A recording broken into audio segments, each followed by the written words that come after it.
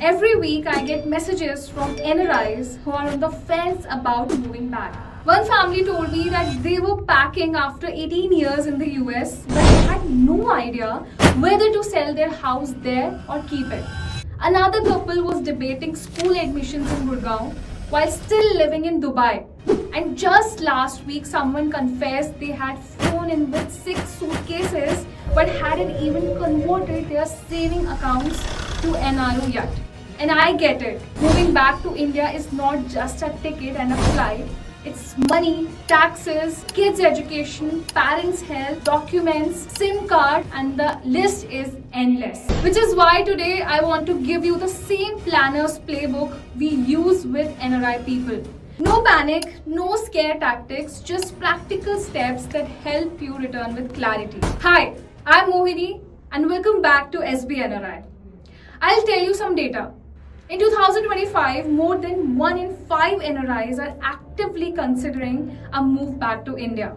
And that's the highest in 2 decades. Why? Visas are tougher abroad, India's opportunities are rising, and families don't want to be split across continents anymore. So if you are even thinking of returning, whether for a year, 5 years, or for good, the choices you make now will decide how smooth or stressful your homecoming is. And that's exactly what we are going to unpack in this video. Bigger picture first, why planning now matters. Let's see what are the real numbers. According to the reports, phased repatriation is recommended because moving all foreign assets at once can backfire. Some NRIs starting with only 20% of their foreign assets moved initially, while others are holding back 40 to 60% even after landing in India. Experts caution buying property immediately. Don't drop anchor on a home before you have had time to settle in and scout local areas. Even some reports says NRI often regret rushing into a property purchase after returning. And on the residency front, India's Income Tax Bill 2025 changes the 60-day test to 120 days for NRIs POIs earning over 15 lakh from Indian sources. That can shorten or extend your transitional tax benefits depending on how long you stay. Second, know your money. Budgets for healthcare, housing, and education. A report says that annual healthcare costs for a retired couple in a tier 1 Indian city can range from 4 to 8 lakh. That will be 33,000 to 60,000 per month, depending on private hospital usage and insurance cover. Schooling in private international schools can cost 3 to 6 lakh per year per child in metro cities. Remember that when you calculate your education budget. Housing. Agents and returning NRIs I spoke with estimate that renting a 2-bedroom flat in Bengaluru or Mumbai for a mid-range neighborhood can cost up to 40,000 or 80,000 per month. That's huge. So if you're buying, transfer cost and stamp duties can add another 5 to 10% on top of the purchase price. Losses if you haven't budgeted for it. So to fix it, sketch out a written budget that gives you a comfortable and a cautious scenario. Then compare it with your foreign incomes or savings. This will help you decide how much money to repatriate and when. The SB NRI app puts all of this in one place. Thousands of NRIs are already using it to save time, avoid mistake, and get expert help without endless calls to banks. So before you forget, go to the link in the description and bio. Download the app today and don't wait, it's too late. Make your India move smooth, secure, and stress-free. Third is residency timeline, and it is very important to know. The 182-day rule still applies. Stay in India for 182 days or more in a financial year, or you will be treated as a tax resident.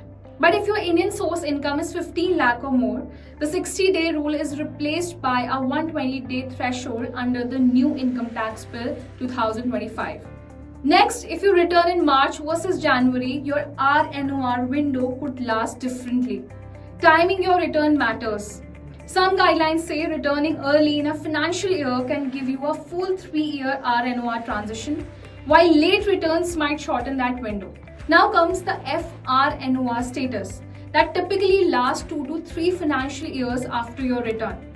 But only if you meet the eligibility test, that is 9 by 10 years abroad or more than 729 days in India in the past 7 years. So from this, your takeaway is mark your calendar now, arrival date, stay durations, and do our residency count projection so you know when RNOR ends and ROR, that is resident at ordinary resident status, begins. Now fourth is KYC, PAN, OTPs and identify logistics. PAN updates and KYC revalidation are often overlooked. PAN cards with old address or KYC flagged as NRI can lead to transaction delays. Importance of keeping an Indian mobile number active, even prepaid for OTPs from UIDAI, banks, PAN, Aadhaar and investment services. Remember, if the SIM lapses, getting new OTPs can stall banking or investment setup indefinitely.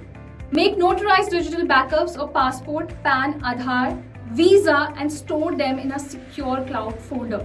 These come in handy for address updates, bank KYC and property transfers. Next is source of fund and documentation. Strongly advises having proof for remittances, salary transfers or foreign income. This includes salary slips, foreign tax returns, sale agreements and bank statements. Why this matters? Bank or FEMA offices may ask for source documentation even years later. Having them ready can avoid situations where a simple transfer later returns into a lengthy compliance review. Now comes the important one, RNOR window. So RNOR means resident but not ordinary resident, is often referred to as the transition window. Report says RNOR can last 2 to 3 years but only if eligibility tests are met.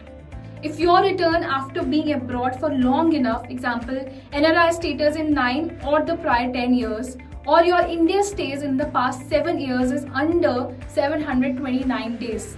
But each individual's timeline is different. Some lose RNOR after just 1 year. So during RNOR, certain foreign incomes, foreign rental income, overseas dividends, capital gains and withdrawals from foreign pensions remain outside India's tax net. But once RNOR ends, those get pulled into the tax bracket. India briefing emphasizes that timing transactions, stock sales, pensions, withdrawals, asset moves while RNOR is active can be advantageous. So bottom line is treat RNOR as a planning window, not a free pass. Plot your key financial moves around it with a CA and know exactly when it ends for you. Seventh is retirement accounts, pensions and investment conversations. Pull up 401k, IRA or other retirement pension account statements now. Understand withdrawal rules and tax consequences post RNOR. Withdrawals during RNOR may avoid Indian taxation, but doing so later may trigger full tax liability. Examine whether to convert foreign mutual funds or brokerage demat trading accounts to resident status before or during RNOR. Failing to update can lead to sale or transfer delays or even forced reclassification. Eighth is property, tenants and appointment local help. Many returning NRIs own real estate either in India or abroad. Expert advice: caution when selling or renting.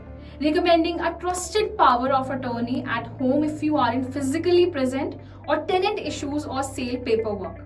So if you are renting out property, ensure your rent agreement and tenant PAN details are up to date. NRIs who return have been flagged for notices when rent incomes aren't properly documented. Misfiled or missing PAN details can lead to tax complications. And here is the last one. Quick tech and document tips. Use a password manager and keep backup codes for important accounts. This helps if your SIM or email changes. Store notarized digital copies of your passport, visa, PAN, Aadhaar and bank proofs. And share essential account accesses securely with a trusted contact or family member. Don't rely on emailed passwords. So that's your NRI must-to-do checklist in 2025. Bank accounts, taxes, IDs, property and parents. It sounds like a lot, but if you do this once, your future visits will be stress-free. Now here's the thing, you don't have to figure all of this out alone. Whether it's converting your NRO account, tracking your investments, filing taxes, and also draw one thing you have already started working on in the comments. Let's help each other out. If I have missed a key piece, what would you like me to deep dive on next? RNOR strategy, retirement conversations, या bank transactions? Let me know, hit subscribe, ring the bell, and I'll see you next time on SBNRI. Safe planning and welcome home.